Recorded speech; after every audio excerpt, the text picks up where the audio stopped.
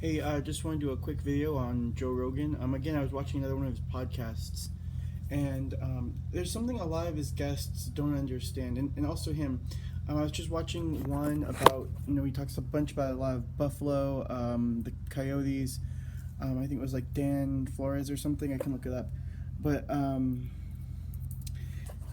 basically, there's a big issue where a lot gets attributed to either some ancient civilization or some race of aliens or something visiting.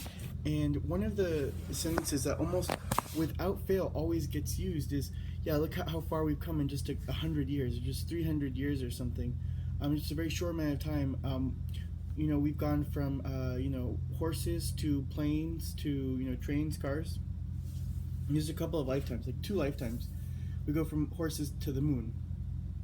And one of his guests just recently, I forget the name, I should look up, I'll put it in the description, but talks about how, look, we may have achieved interplanetary flight many times, and we might have had bases on the moon many times, just because history is so long and the cataclysms that happened over 10,000 years ago. And I really want to show how maybe incorrect this is.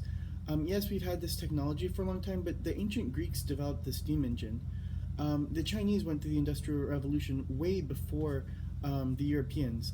It was like what they invented the nation state 1,000 years before the Europeans.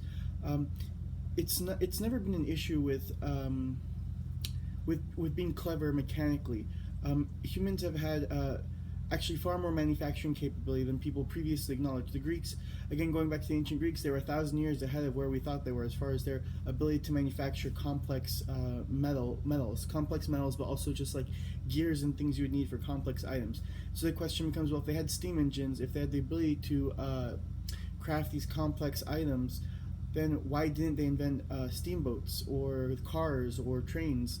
Why didn't they have the Industrial Revolution? And I think the same answer there is the same answer we can find with China. Why did China go through their industrial revolution, and why did it stop? And was their civilization declining right as Europe's was going through the most breathtaking 200 years of human history? And the answer is pretty simple. That if you're an emperor and someone has invented this metal called aluminum, and you see the different properties that if you craft it a certain way it can float, it's going to be much more durable, much easier to craft than to make into tools than your steel or your iron that you can make. It's going to be a much better metal all around. Your first thought isn't, oh, maybe I should use this and give it to the people and everyone can be super wealthy. No, your first thought is going to be, oh, this is a threat to me, and now if this thing called aluminum takes hold in the society and in the economy and becomes more important, what happens to the gold I've hoarded? What happens to the steel or the iron that I've hoarded? It becomes less valuable because less people need it. And so what has happened empirically, if you actually go back through history and actually look at what happens, is time and time again these emperors actually kill the inventors of different items. And not only that, but the lack of a capitalist economy, lack of a market economy throughout most of history means there's really no incentive to invent anything. And a great recent event is actually been malaria. For generations, the U.S. has been looking for a cure for malaria. Many people in Africa have been looking for a cure for malaria. It kills, literally people every couple of seconds. Children die. A child dies from malaria. It's actually a horrible disease. Billions and billions of dollars have gone into trying to save these people. That whole thing about nets, oh, we're going to give nets to Africans and save them from malaria. That's all for malaria. So much money is wasted in productivity. It's a real reason why Africa is having such a hard time developing. It's hard when you just don't have as much man hours per person per year, because you're losing them to things like malaria. And not only that, but also the hours you are able to work. If your kid gets sick, a large portion of the hours you're working are just going to keep that kid alive and getting medicine for that kid. Not only that, but warlords are actually much stronger because they control the medicine that they get from the West. Anyways, that's kind of a tangent, but having a cure for malaria would have been great. And it turns out a couple of generations ago, they actually invented a cure for malaria in China. And China wasn't like some evil conspiracy that just wanted millions of people to die. Like literally like 40 million people have died since they invented this cure. No side effects. It's actually very cheap to manufacture. There's no reason why they couldn't have just made it and like literally given it to the people in Africa for free. It was no cabal, no secret society kind of thing, no conspiracy. Basically, what happened is like, yeah, they invented it, but there's no reason to develop it. There's no reason to find out how to manufacture it efficiently and how to distribute it efficiently. And these are things we take for granted. We don't see people in the labs who say, well, maybe we can make it using this, maybe we can do that. We don't see the machinists, the factory workers. You don't necessarily see all of their contributions to the economy because because most people don't work in those jobs anymore. But they actually add a whole lot to the economy. And since without a market, with no way to make money, with no incentive to actually produce this drug, it just didn't get produced. Malaria wasn't a huge thing in China. It was kind of a huge thing because of Vietnam and everything. And that's why the Chinese government actually started looking into a cure for malaria. But it just wasn't a big deal, and they never developed the technology further. They invented it and didn't do anything with it. And it's actually most technology for most of history. I mentioned earlier, the ancient Greeks, a guy named Hero invented the steam engine. What did he do with it? He did nothing with it. It was a toy. He did like some cool stuff with it. You can go and look at his plans and his various things, but he never did the kind of civilization changing inventions. Even though in the West people credit the steam engine for the Industrial Revolution. But it's not true. It's not just the steam engine. It's everyone who found clever ways to use the steam engine. It's everyone actually going out and using it to make more wealth for society. And the truth is that when you look at this, if you look at, if you're a king and you're the wealthiest guy in the world, and this actually happened again in Japan, in China, all over the world, it happens again and again. As one class becomes wealthier and wealthier, Marx called them the bourgeoisie, they actually pose a threat to the established orders. And so you can kind of see this actually with Bernie Sanders. So anyone over there who's on the left who likes Bernie Sanders, you have to realize that Bernie Sanders is a threat to the Democratic establishment, to the Hillary Clintons, which is why they went out of their way to tear him down and not have a fair fight with him and Hillary Clinton. Same kind of thing. So as capitalists get wealthier and wealthier, it actually makes the aristocrats get back on their toes, because all of a sudden you have this new force in society that actually challenges the aristocratic class.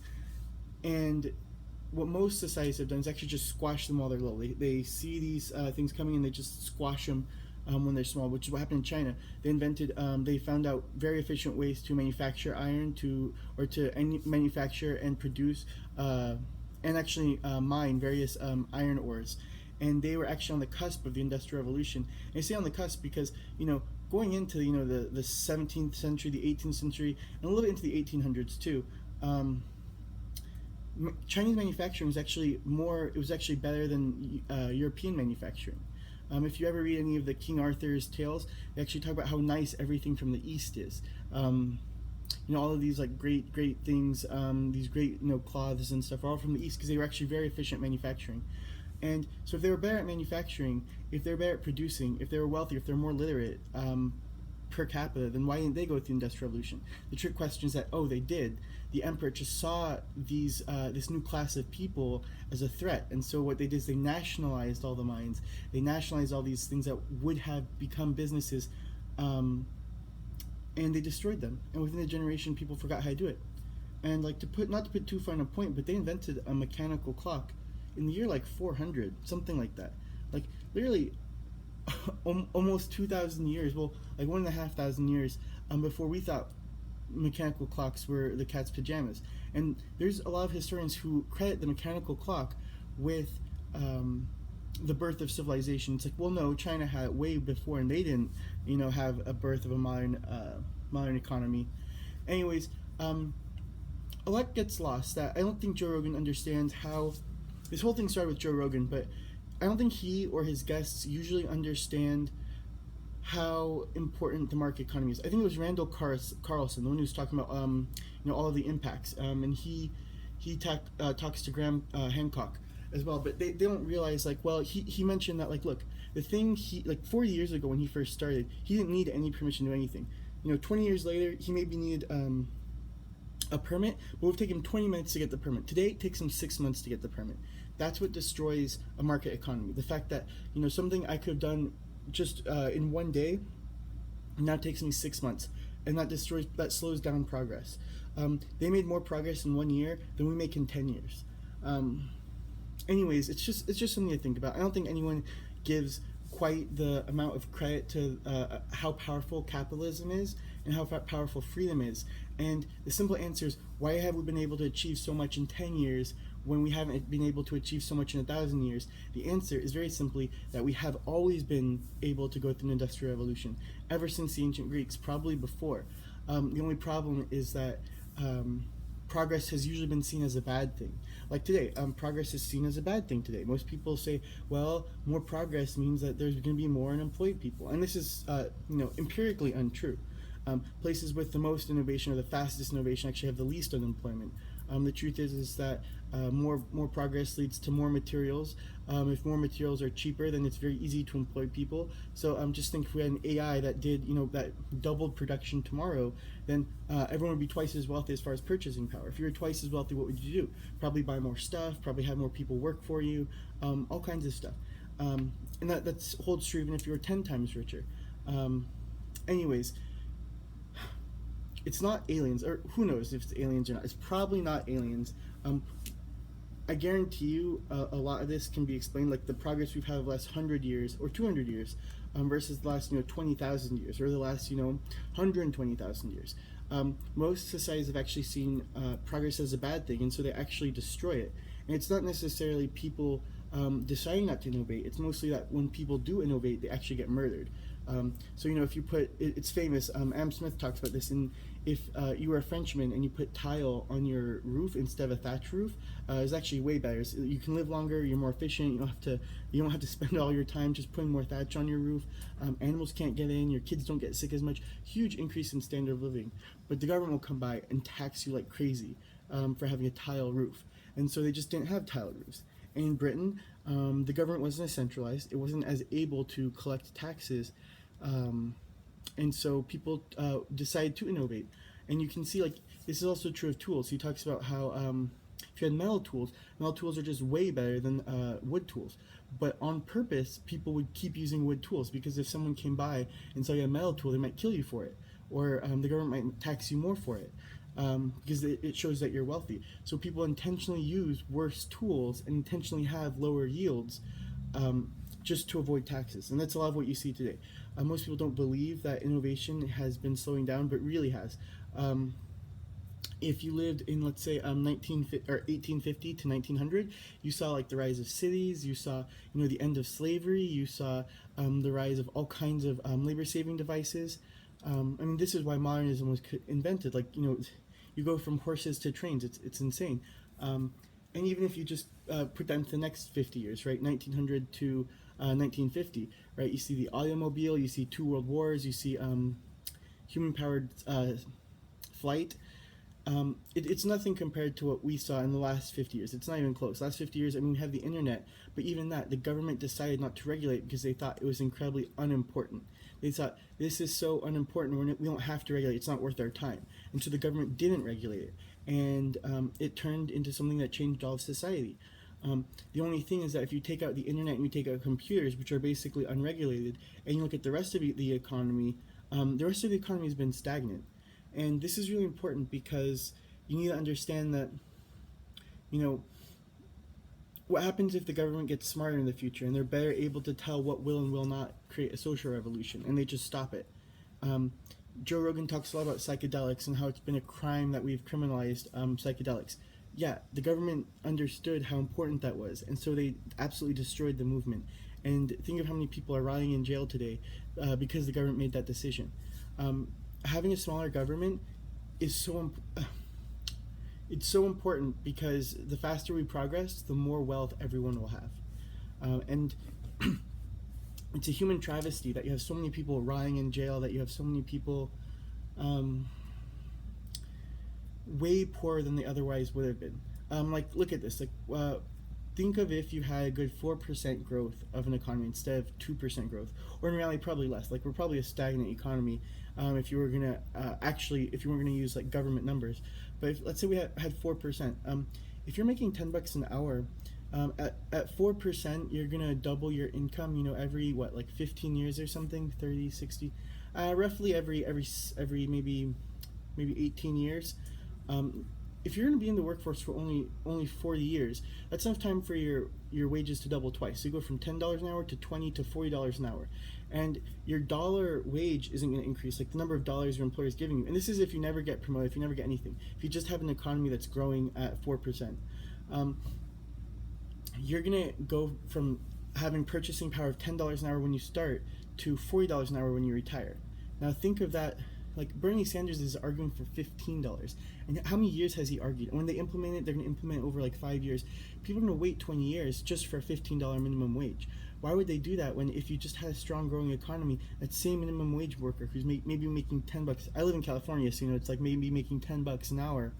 Can instead be making $20 an hour in that same period of time, and then that same period of time over again, they now have the same purchasing power as someone making $40 an hour.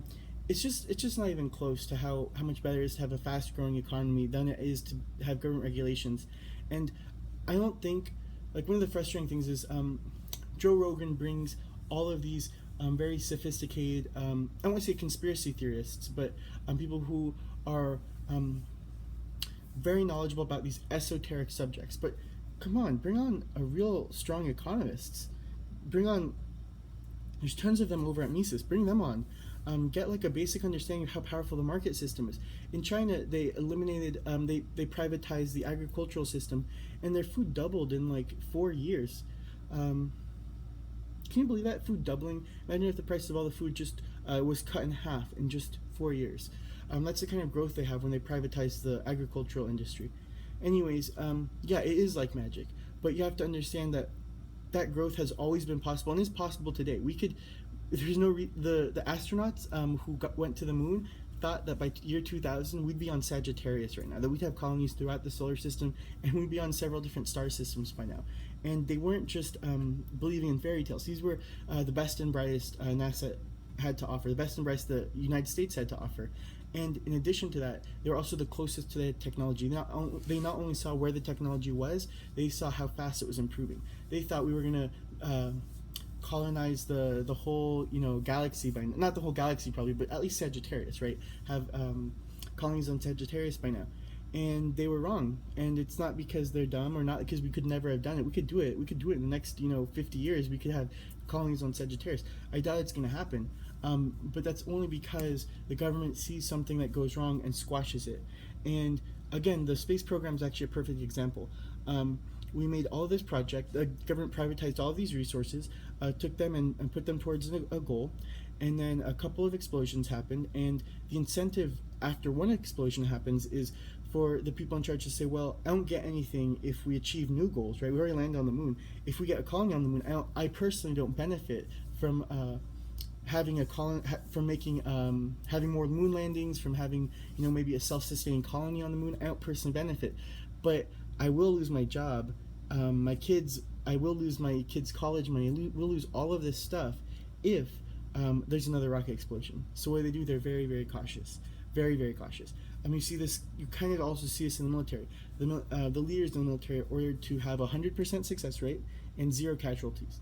So what does this mean? When you have 100% success rate and 0 casualties, it leads you to having very, very conservative, a very, very conservative look on what you're able to do, which is fine. It saves lives. It saves American lives. It's not a bad way to go, but you're going to be much more conservative. You're going to be able to do far less with the resources you have than someone who says, well, maybe we're willing to take a loss. Maybe our goal should be 0 casualties, and we'll do our best while having as few casualties as possible. You'd be able to achieve a lot more. But if you attain an objective, it's not like that general gets more money personally. But if you lose a couple of people, or if something goes wrong, then you might get fired. Anyways, just some thoughts. It's not aliens, or it's probably not aliens. It's probably just a market economy, and there's real reasons why it happened when it did, and not before, not 10,000 years before. Anyways, I just wish Joe Rogan would kind of be a little bit more critical towards these ideas and say, well, there's another observation just right in front of you.